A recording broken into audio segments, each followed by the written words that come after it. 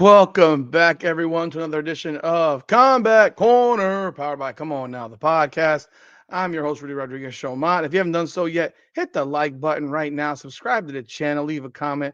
Let us know what you think about the content we are providing.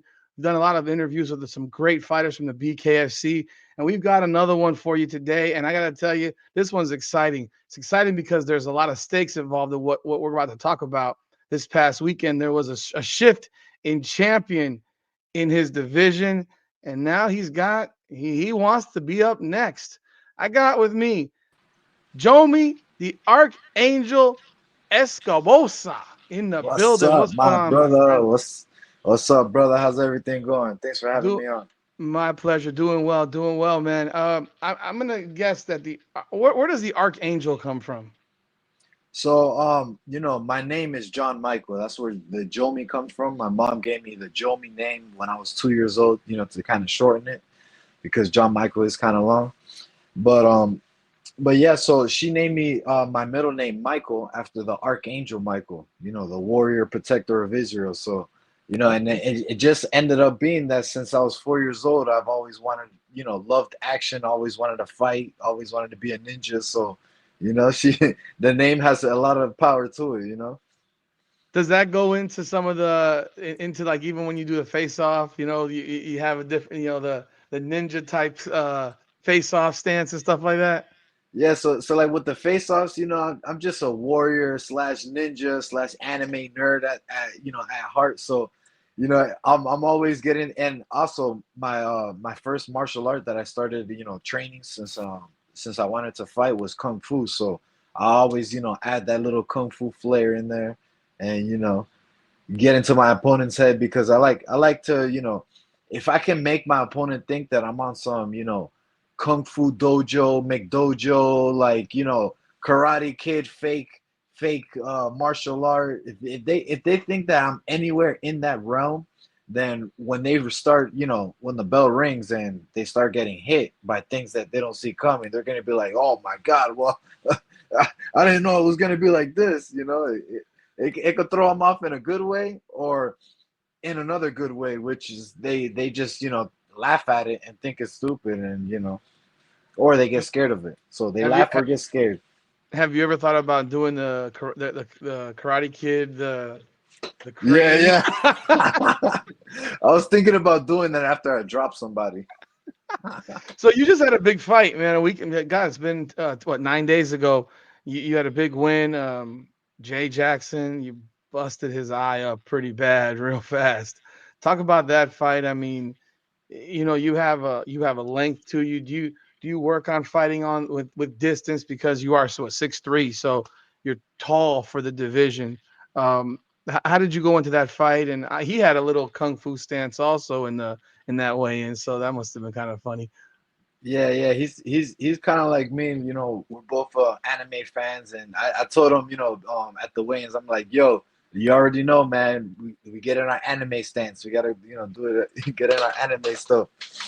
But yeah, man, Jay Jackson's super tough guy, man. He's one of the top guys for sure in our division, and has speed, has power, explosive. So I had to be on my P's and Q's the whole fight. I had to, maintain the distance control just because I have the longer reach. And the name in the game for Jomi is always hit and don't get hit. But also, the volume, control the volume. Always make sure that I'm throwing a lot of punches, making it exciting for you fans, making it bloody for you fans, making sure it's, very gory because I love blood and gore. But, I got to look the same as the same way I walking out of the ring as I walk in the ring. I gotta look the same. Well, that's don't get hit for sure. Talk about fighting in Clearwater. I mean, you're from South Florida. You live in South Florida, right? And I saw Tamarack. Uh, I used to live in Tamarack, now Coconut Creek. Okay, so you actually live like probably 10 minutes from me. I live in Pompano. Oh, Um, nice, s- nice. s- s- so what was it like? That environment. I mean, you have fought in the Hard Rock, so and then you go to a facility like this where it's open aired. You have the fans are on top of you. They were loud as hell. What was that experience like for you as a fighter? Oh man, it's amazing. Like I fought like in areas like that since I was an amateur as well, and of course this is a professional fight. It's a bigger show, so It's just, if I could feel the electricity, I love it.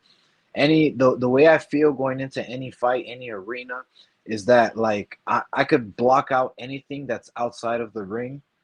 I could make it turn all white. So I'm in an all white room. So I have that ability, but also I don't block out the noise. So like it might be an all white room, but I feel all the noise, all the energy. I'm just absorbing and absorbing it, and I love it. I love the energy and everything. And then whenever I don't know when it comes to when there's times in the fight where, let's say, there's little breaks and stuff, I block out that all that whiteness and I see everybody and I interact with the crowd and everything. I love it. It's Uh, amazing. they had a smaller ring for that. You're a tall guy, so do you like that smaller ring because you can pretty much reach the guy from the other side of the ring, and Yeah, they can't really run away or anything like that. You know what I mean? yeah, man. To be honest, I love the smaller ring. Like the big ring, now I love both rings. Both rings are nice. I feel like the bigger ring is I would say I could get hit less just because there's more move, more room to move around and stuff like that. Hmm. But the small ring, oh man, because especially for my style, I like to just walk forward and pressure, pressure, pressure nonstop, just break you with pressure.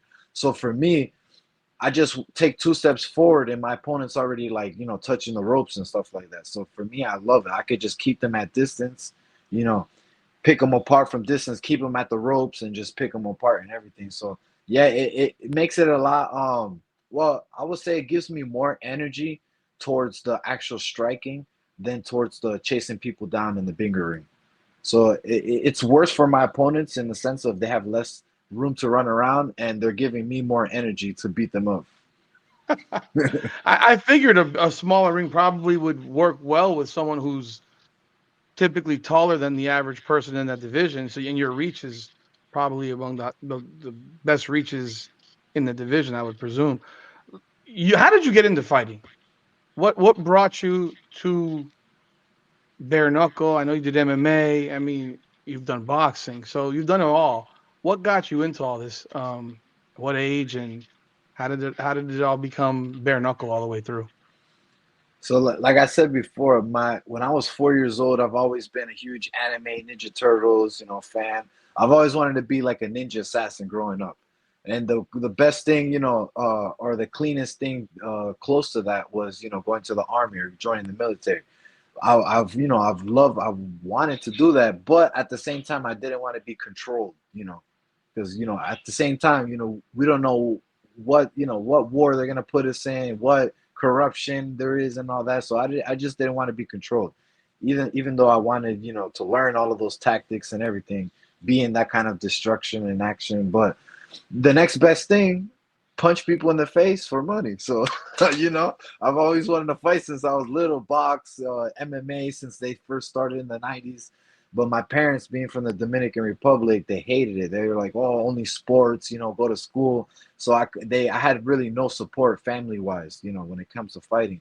So I played sports, little league football, baseball, and then up until high school, I did one semester of college football. But I took that semester of college football as like a vacation, kind of like, because it wasn't really my passion. Yeah. Even though I love the sports and stuff like that, it wasn't my passion to actually play. Like I wanted to fight.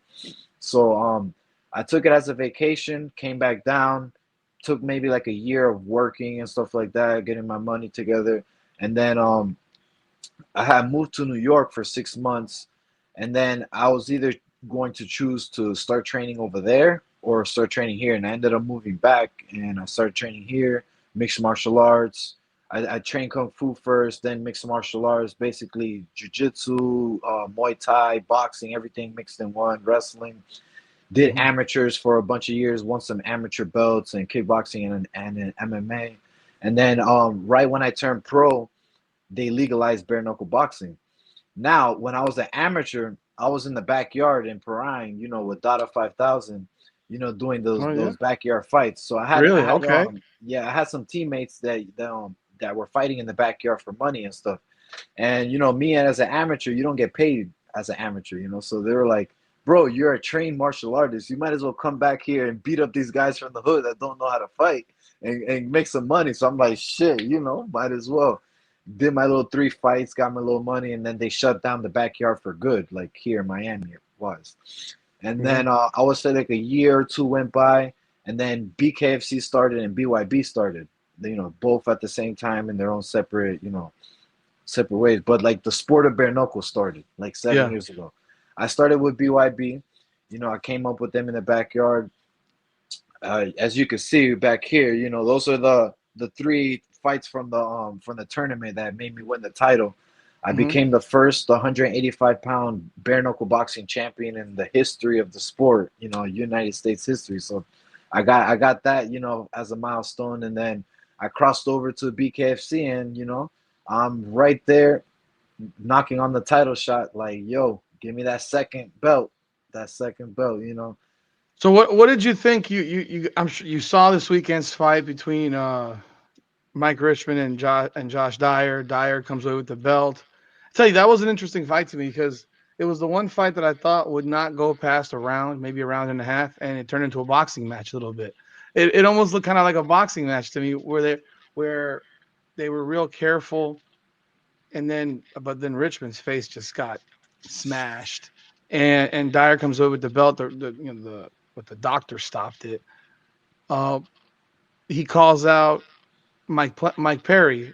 You want that fight? What do you say to Josh Dyer? I understand. I understand, money fights, that's what we are chasing for. But when it all comes down, him coming up to 185, my period, it doesn't really make sense. Doesn't really make sense. Like, let him get a fight at 185, and then, he can fight for the belt. Well, he could fight me for the belt after I win it. But the only thing right now that really makes sense, if you look at it, it's just the champion fights the next best person in the weight class. That's how it should be. Always. If I win the belt, I would want to fight the next best person before a big money fight.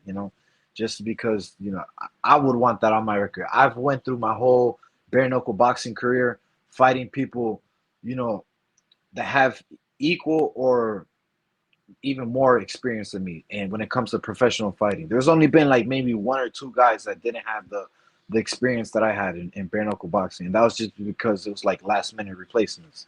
But I don't know. I just want to fight the best, so I am 10-2. Only lost to one person. I had the best record in the world in bare knuckle boxing at 185 pounds. It'll only make sense, to fight the best, and it'll be an amazing fight. We were supposed to fight before I fought Jay Jackson, but he got the fight for the title, which I understand. And it's just the fight that makes sense right now. Me So you versus were you, Dyer. you That's were you were scheduled to fight Dyer, and then he got the title shot. Yeah, yeah. We they were planning for us to fight first, and then because it was the fight that made sense in the division, but Hmm. then he got the call for the title fight, which all respect to him. He get the call to the title fight. Nobody will say no to that. And he put in the work. He went out there and performed and won the title. Respectfully. So I just want to jump out there and get my shot. What do you say to Jared Warren, who you fought twice? I know that's your two losses is Warren. He just won. What do you say for him calling out for the title shot over you? I mean, you know, yeah, he just won his last fight as well, but look at the records and looking into the fight as well, no matter who would have won that on Saturday, he lost to both guys. I haven't fought Hmm. both guys yet, so I have the best record in the world at the weight class. It only makes sense, numbers wise that I fight, let him, get a fight before then. Hmm. And yeah, maybe him and Richmond should run it back. I don't know. That would be a good way to see who fights for the belt. Richmond said that he's moving down in weight. Oh yeah, yeah. Richmond's moving Yeah, down the way. Yeah, yeah. Richmond said these guys are hitting too hard. Dyer hits really hard. Obviously, I mean, No, yeah. what he hit, but so like he's moving down in weight. When do you want to get into the ring next? I mean, you didn't Uh, really suffer any damage, from the last fight. as soon as Dyer's ready, I'm ready. I've been ready yesterday, so so whenever he's ready, I'm ready. I already told BKFC, we letting him know, the fans are starting to let people know, I'm ready. Whenever you're healthy, my brother, let's do it. We're gonna put on an even bigger show. When you're not fighting, I saw that you're a broker, real estate agent. Yeah, Y- yeah. y- So do you put on your business card, buy or I'll kick your ass? I won't tell the clients that, because I build good, strong relationships with the clients. So what I do tell them though is, you work with me, I'll fight to get you the knockout deals every time. Every time. I fight for my clients. So it's like I'm jumping in the ring for my clients. My client is in the corner, is part of the corner man. I'm just like, yo, I'm gonna get you a knockout deal. What's the price you say you want it? I'm gonna get you better. And It's then I funny because go, when I was just doing research, I'm like the first thing that popped up is your real estate profile. nice, I was nice. like, Yeah, this the the guy was beating. algorithm. This guy's beating people up, man. Yeah, so I, so my business cards, I keep them two-sided. So the front mm, side, business with all the real estate, and on the back it has all my fight information. So they mm. can look me up. And what's good is that my algorithm is working good right now. You put my name on Google or YouTube, all my fights pop up, real estate pops up. So things are working good. What's your favorite place to fight in? I mean, you fought a number of locations, but what's been your favorite location to fight in? So far in Florida, at least, it has to be the Hard Rock, for real. The Hard Rock. Now, that could easily change if BKFC ever gets me, when I win the title, to fight at the Miami Heat arena. That's goals right there. The Miami Heat arena, or somehow the Dolphin state, not Dolphin, but Dolphin or Marlin Stadium, one of those. But the Heat arena, for sure, for sure. I mean, if they did a fight where the Dolphins play, that would be God. That means the sports completely exploded to Right, the I mean, to another level where your right. stadium shows are crazy. You know, BKFC has quickly become the number two promotion in combat sports, in my opinion, behind the UFC. I mean, you have PFL. I really don't watch PFL, being quite honest. What have you seen in your time in BKFC in the growth of the sport, the organization, and how it's grown so quickly? Why has it grown so quickly? I mean, the proof is in the pudding, man. Just the action, the blood, the gore, the rule set, the production, the fighters, everything is just very raw, very just very real.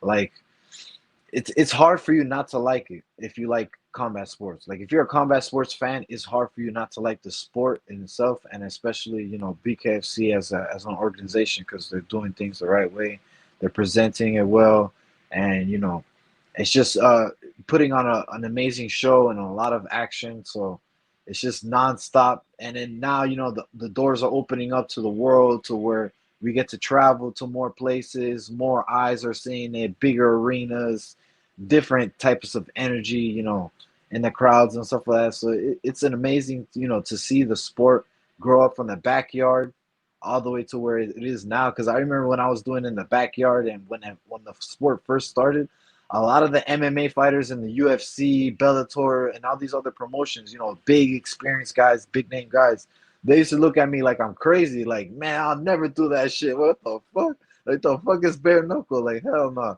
And then now you start seeing all these guys jumping into bare knuckle now. Now they want a piece of it. So it's amazing to see the growth, for sure. You mentioned that they think you're crazy. It's funny because I talked to one fighter, God, I forget which one it was, that said that the boxers think the MMA guys are crazy. The MMA guys think the the bare knuckle guys are crazy. They both combined think y'all crazy. I know you have a few that have come over. Some have been successful. Some of them have not been successful. And really not successful. Like Facts. it, bare knuckle fighting to me is the purest form of fighting. I've I'm a huge boxing fan, although that boxing crap we had 2 weeks ago where they hugged each other in Times Square and ran away, and no one threw a punch, and it was like this is unwatchable. Even MMA with the UFC, at times it becomes, can we separate the hug fest? I mean, at times that does not happen in BKFC, and that is to me the most pure thing about it is it's this. And what is your response to that? It's just like it's the most pure form of combat sports. Yeah, I agree 100%. It's the most pure. The rule set is amazing because you can fight in the clinch, so it has that dirty boxing aspect. So where in boxing you wrap up and or MMA you wrap up, there could be no action and the referee won't stop it right away. But in bare knuckle, you wrap up. If at least one person is actively punching, the referee will jump in and tell you you have to fight out. You have to fight out. So then you know that there's still action no matter what. And the second that there's no action, they separate it in bare knuckles. So I love that as well. And yeah, man, it's just the rawest form of fighting I think the without the one kicks and knees, of course. But it's the rawest form. I think the one thing that's not allowed is you can't do spinning back fist, right? Yeah, yeah, you just can't do spinning backflips. Yeah, but it kind of it's kind of like a good safety measure for fighters because if they do a spinning backflip bare knuckle, like they could shatter their whole their whole hand. You know what I mean? Yeah. So it's actually better for them. If they don't do spinning backflips. But you But can grab them and you yep, can you do can that. plumb. You could do the plumb clinch. Yeah. You could you grab. I like to do that a lot. It wears people down a lot. That's one thing that I'm very good at doing is fighting in the clinch. Like if for whatever reason I close the distance and you grab me, just know that I'm putting all of my weight on top of you and you're gonna have to carry Jomi while getting punched in the head, while getting worried about getting hit in the head and stuff like that. So yeah, it's very grueling tactic if you know how to use it. And I mean, you're able to use it because you have a height advantage pretty much on everybody, right? For the most part. Yeah, exactly. And even if I don't have a height advantage, as long as the key is to get overhooks or let them get the underhooks and just make sure their arms are secured and not like hitting you. So if as long as they have the underhooks, drop all the weight on them and hit them as much as you can, or drop all the weight on them, let the ref break it up, and then right back to the action. Right back to the action. You know, it's funny when you mentioned the underhooks. Let them get the underhooks. Where in MMA, it's the opposite. You don't want Yeah, them to have yeah. underhooks. Facts, of course, yeah. For MMA, you don't want don't want them to get in the underhooks. So, you mentioned whenever he's ready, you're ready to fight. If that is not the fight, is there another fight that you want, or you just want to wait for that fight at this point? Because there's not Um, a whole lot of guys for you to fight, honestly, in my opinion, from what I'm seeing. yeah, yeah, that's true. I really want to get that fight. I really think that I deserve it, and basically I earned that fight, and just with my experience, my record, everything that I've done in the sport, and yeah, I'll wait for it, but at the same time I know that he's gonna be healthy, he's gonna recover quick. He did a well job of staying healthy in that fight, even though it was a crazy fight. So I know I'm gonna get the fight. I know I'll get the fight. So regardless if I don't, if I do, it doesn't matter. Like The Rock says, it doesn't matter who I fight because it's only gonna separate. It's only gonna make my every win now. It's only gonna separate me from the pack of 185 pounders in the world. Mm. So every win now is just making the case stronger as why I'm the best at 185 pounds in the world. Do you? So you're into anime? You said. Do you go to? Is it called Comic Con? Comic Con, yeah, they have a bunch of different Comic Cons and stuff like that. Yeah, I like going to. I haven't been in like a couple years, to be honest. I haven't Mhm. been to one, but I really want to go to one soon. Do you dress up for these events? Yeah, I like dressing up. It's fun. It's fun getting in character. I've gone in like Street Fighter costumes before and stuff like that. So the next one, I for sure, I'm thinking I'm going like Madara, Hmm. like Madara Uchiha from Naruto with the black and red armor. I got a friend of mine who is a 6'10" bodyguard, bouncer, and all that. He does private bodyguarding for a lot of celebrities. and he loves anime and Comic Con, and he got this 6'10". He's like 360 pounds, Oh my wearing a God, costume at huge. this thing. You're like, Fully in character. you can't miss this dude. I mean, but for you as a guy who loves kung fu, I mean, you don't picture professional fighters going to this stuff. And has anyone ever said, and at an event like this, let's pretend face off or stuff like that when you dressed up as fighters, So as like like Street Fighter or Mortal Kombat or something like that. yeah, so there's when because like I haven't been to one, to be honest, since I've been like a professional. It's Okay, more like in my amateur days. So gotcha. like but even then, well, let's say for example, like if I'm dressed up in character and my rival character from that comic or something, we'll do a whole photo shoot and like face off and do different shit. So we like doing that for sure. Yeah, for sure, for I'm sure. And like, bro, especially it'd be like, bro, I'll kick your ass, man. I'm actually a real fighter. we're like, yo, you killed my mom. Yeah, man. So yeah, I definitely do that for sure. But then now that I'm a professional, I'm a lot more noticeable within the Mhm. fight game and stuff like that. I'll definitely love to do those fan interactions and stuff like that. It'll be even more fun for sure.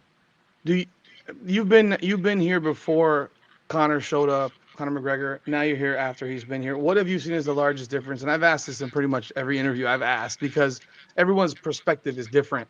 What is your perspective of what Connor's brought to BKFC and the things that you've seen personally change in your personal experience?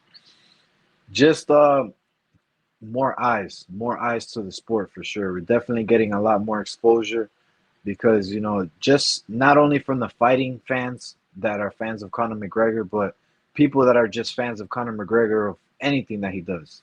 They anything that he does, they see he's promoting bare knuckle, they come to it and they become fans of bare knuckle. So he's bringing a lot of attention to the sport for sure, and it's amazing to be fighting and while he's doing it and just enjoying the fruits of everything. You fought in both BYB and BKFC. Have you seen any major difference between the organizations? I mean, there's a lot of beef, between the organizations and stuff like that. I'm just a lover I just love the sport of bare knuckle. So, wherever I'm fighting, I'm just going to, I just love everything about both promotions. Both promotions, they're for the fighters. They're here to put on big shows for the sport, and they're lifting the sport. So I love both promotions, and big ups to both of them, and thanks for all the opportunities that both have given me in the sport for sure. Well, I appreciate you, man. Thank you so much, Jomi. Folks, this is Jomi, the Archangel Escoboza. He's 10-2 in bare knuckle fighting. He wants a title shot. Josh D-Day Dyer, he's calling for you. He says, don't go fight Mike Perry. You got to fight me first because this is my division. So let's see what happens. Let's see if we get Josh Dyer on this podcast and we get a response. Do my best to make that Hey, happen. But Jomi, again, thank you so very, very much. Any message to your fans before we go? hey, man! Thanks to all the fans that support, that follow the journey. Keep following, and I'm gonna keep bringing destruction to your eyes in a good way. I'm not gonna destroy your eyes, but we're gonna bring a lot of action. Big things coming. I'm only getting healthier, and just so y'all know, ever since I started bare knuckle boxing, I haven't been fighting at 100%. So everything that you've seen, every destruction that you've seen, is not even my body at 100%. So in my anime voice, this isn't even my final form. Brother, I appreciate you, bro. Thank you so much. Folks, again, this is Joey the Archangel Escoboza, full-time fighter, full-time realtor, and part-time anime voiceover here. Appreciate you, my guy. Hey, Folks, thanks, my brother. again, this is Jomi, the Archangel Escoboza, Combat Corner. Sure to like, subscribe, and follow. Hit the bell. We appreciate y'all. Come on now. Let's go. down through the blood and the sweat. Guarantee you can know I'm a threat. Up and down through the blood and the sweat. And I ain't close to being done yet, I'm